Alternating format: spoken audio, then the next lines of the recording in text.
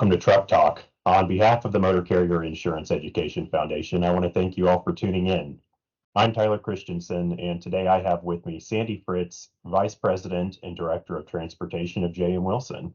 So welcome, Sandi. Thank you, Tyler. Great to be here. So let's talk a little bit about your organization, the role you're currently serving in, maybe the roles that you've served in the past, and a little bit about how you even got into this industry. Sounds great. All right. So I am Vice President at J.M. Wilson. I've been here 43 years. Now, this is the very important part of my story. I started when I was 12. So please remember that, folks. But 43 years strong at J.M. Wilson, and I've always done transportation. Came in 43 years ago for a summer job, type policies. I jokingly but seriously tell people I forgot to leave. And I've sat in every position at J.M. Wilson there is, from typing policies to underwriting to, assistant positions and all the way to now vice president. And I love everything about transportation. It's the side that I just gravitated to. And I love everything about it. I jokingly tell people I probably bleed diesel fuel. Can't think of anything else I'd rather do than truck insurance. So it's just a great thing. We have 8 branch offices. So I oversee all the branch offices, the day-to-day of that. And we write transportation in all of our offices. So we have a big footprint in about 46 states now. So Super exciting. Absolutely. 12 years old. How did you get into it at 12 years old? I told you, it was just a little summer gig. Yeah. But it's really important to remember that. It is. And so, mine's 16. So, I started when I was 16 years old, but I had the opportunity to work in the family business. So, we went from, mailroom to assistant, processing to assistant to underwriting. And I think there's a lot of value, or I feel there's a lot of value from having that background and working through each of those roles, to move up into higher positions, because I think you appreciate the duties of those roles from being in them and knowing what they entailed. Oh, I totally agree, Tyler. And when you start, at that level and you work your way up, you learn your way around a policy, you learn coverages, Yep. you learn forms, and those are pieces that are invaluable as you continue to grow in the industry. Yeah. We know the exposures we have and we know what to look for. So it's been an invaluable experience to me to be able to sit in the different seats that I have at J.M. Wilson. Yeah. So if you had to, could you still rate by hand? You have to write it out and start. Oh my gosh, that is so funny that you asked me that, because we did that for years. Legal pad. I could make a calculator sing, man. You did everything by hand. And yes, I could still do that. Don't want to, because all this analytic stuff we've got. That's right. It's changed things, but yes, that's how we did it. You definitely knew your rates and you did it all manually, but I'm grateful for automation. Yeah, absolutely. Well, it's a crazy industry right now. At least for me, I've been in insurance now for 12, 13 years, and this market is just crazy right now. So, in your current environment, what keeps you up right now, at night about trucking? Oh boy. I mean, a few things do, Tyler. I think about that a lot, because I'm like you, I've been around a while. I've seen more cycles than probably most. You say a soft market or hard market to people coming in the industry in the last 5, 6 years, they don't know what that means. Right. But I've seen a lot of cycles. And the one that gives me pause right now, because there's so many new folks in the industry, in the truck side, in the agency space, in the company space, it's sometimes I get concerned about that lack of understanding for exposures that we have. Do they really, even on the insured side, are they thinking about what they're putting themselves in position, the exposure? Yeah. And do we always know the right way to cover that? We got a lot of new folks. I think about those things from coverage standpoints, because I think about those things. That's what keeps me awake at night. Sure. But our lack of experienced drivers, I say good quality drivers, really gives me pause right now.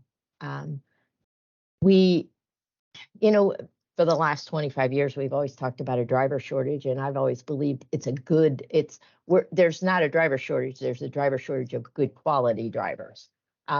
That's what I think. So that we have to look more at how do we as an industry attract more quality drivers? Sure. And how do we help them with, the drug challenges we have going on? How do we keep them quality drivers? Yeah.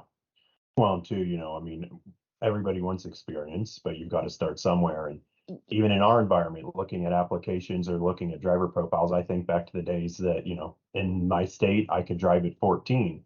I could drive trucks to the grain elevators. I could move larger units, but I was only allowed to drive my PPT unit to school and to work. So you think about, that dynamic and what you could do then versus what you could do now. And it's tough. I know it's tough. It is tough, but I think the industry has to figure out, whether it's, on the insurance side and all of us working together, how do we attract, the younger generation and train them up? Right. If we want more quality drivers into our industry, and we need to get there. Yeah, we do. I mean, it's certainly a known issue. It's been a continuous issue. Yeah.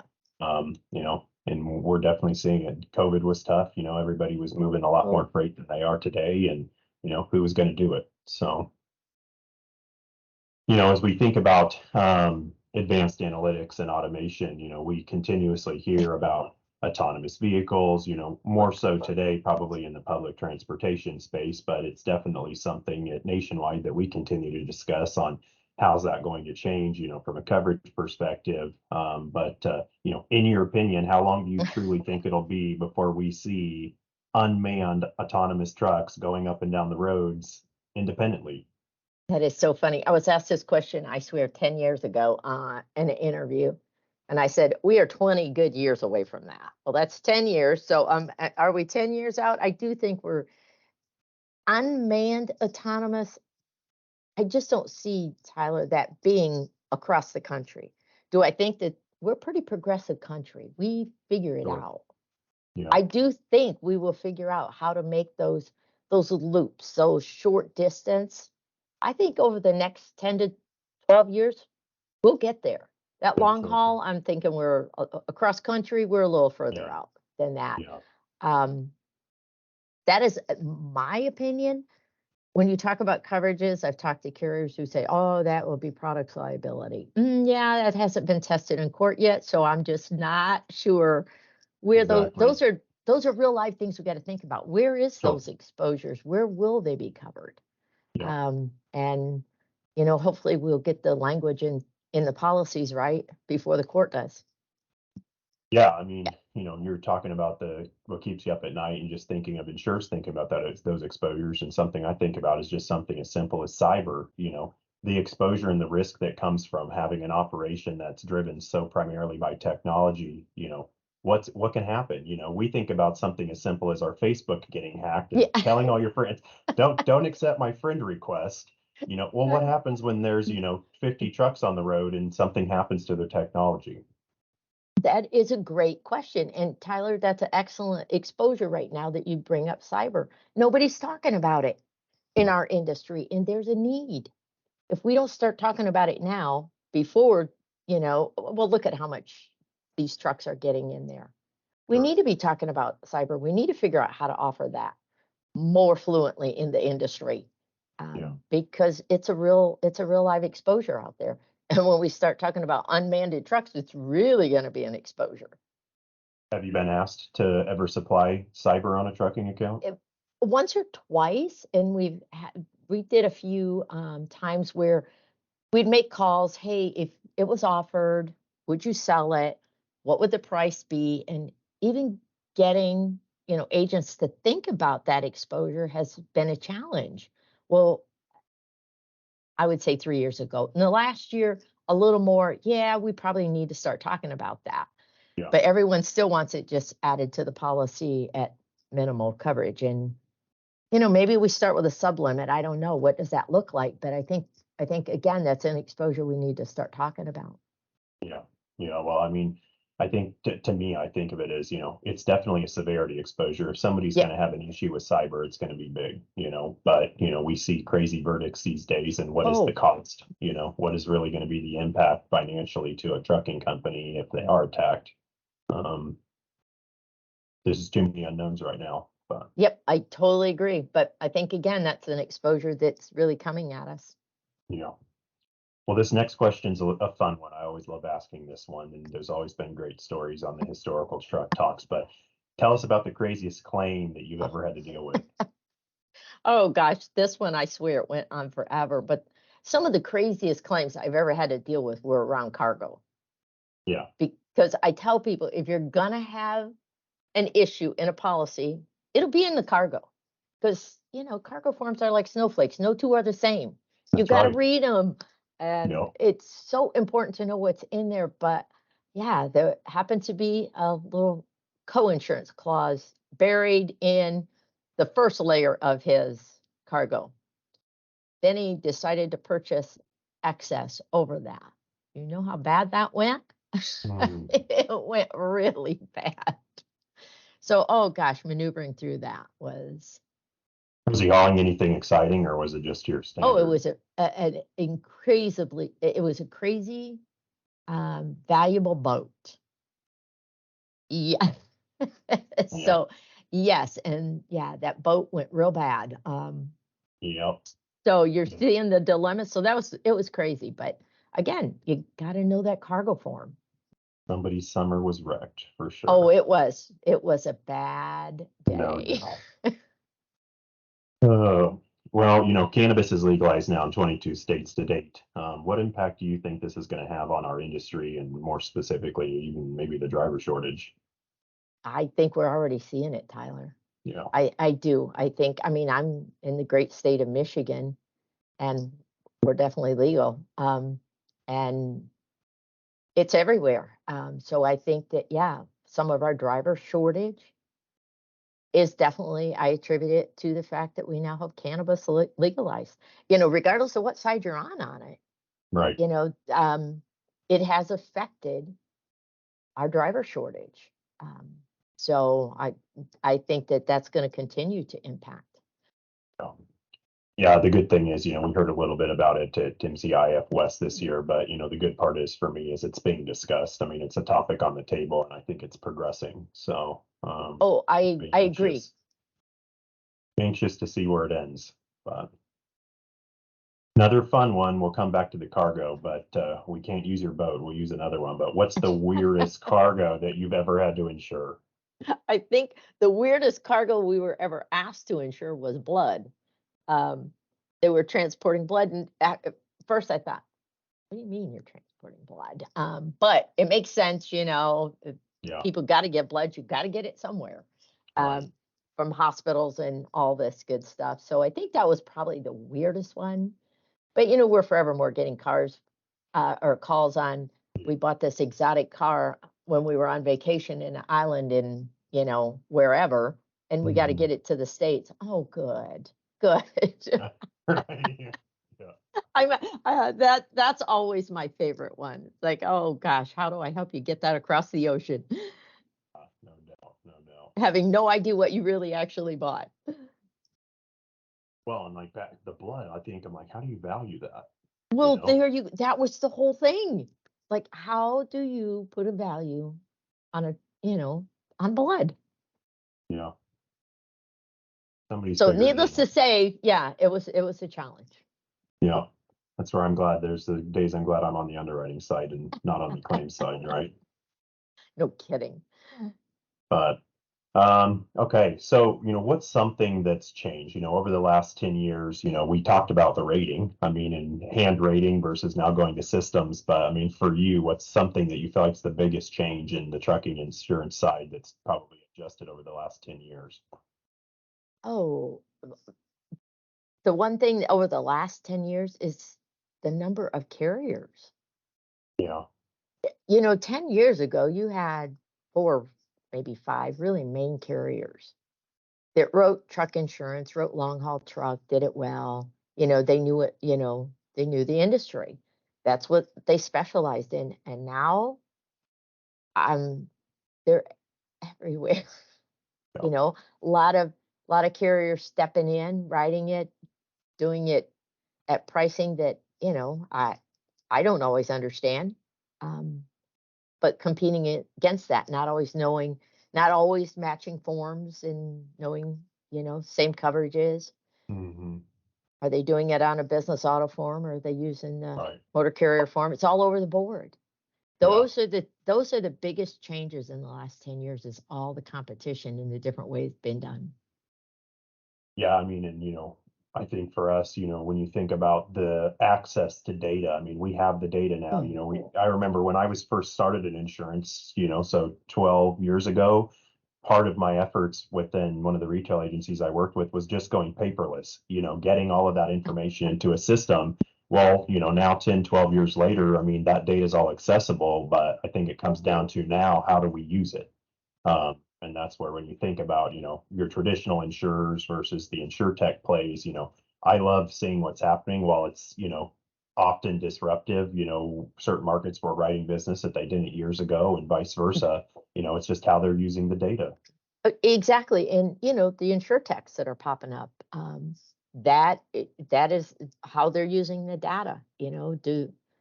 Are they all reading it the same way? I don't know, but insurtechs, it's definitely out there. You know, we'll see. I mean, we hear about how they're using the data. We are using the data in certain ways, but I'll tell you, there's still a lot to learn. When you hear from those brilliant actuarial science folks that tell us, what they're correlating, we correlate this exposure with this exposure, and the combination of the two means this. They don't always align with what, our traditional underwriting minds would think when you're looking at a piece of paper. So And I I think love the data. that is a solid point. Even with all the analytics we have, there still has to be that human touch there to Yeah, understand sure. what the actual exposure is, Right. and know when maybe the data being served up isn't quite reading what's really happening. Yeah. So, my opinion. Yep. Give and take on that.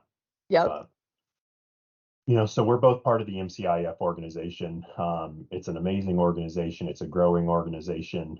You and I just attended the MCIEF West in Phoenix. It was the second year. I was highly impressed on how that's grown and the attendance. But talk to us a little bit about your involvement with MCIEF, how you got involved, how you've served either present or in the past, and kind of your overall thoughts on what our org's delivering. Okay, super happy to do that. I've been attending, I'll go back and really date myself when I was 12, attending the Tommy Ruke seminars for probably the last 35 years. Back when we went to Truckers 1 and 2, and then we had the advanced truckers. Been going to all of them annually. We just did it. They were fabulous. For us to, come to the place where we're now MCIEF, and the amount of knowledge that is in one room or multiple rooms when we fill them all up in one area is phenomenal. It's a way to learn what's happening in the industry, what's coming at us with some of the greatest minds out there, um, and really glean from each other. The Yeah. networking that is going on there is fabulous. So I'm a huge supporter of Yeah. the MCIEF, and I serve on the planning committee with a Okay. group of them. I've served on different committees over the past, but that's what I'm doing right now. I would encourage any young person, well, I tell all these young people today, get in the insurance industry. It's a good gig.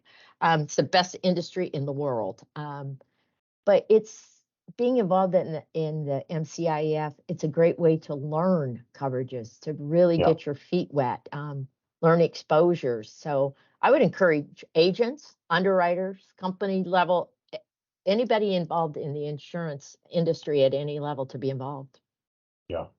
Well, and I love that, we take, various distribution systems, but bring everybody together in one place, Mm. and they're all, competitors, but that goes out the wayside when you're there. Like you said, we just learn from each other.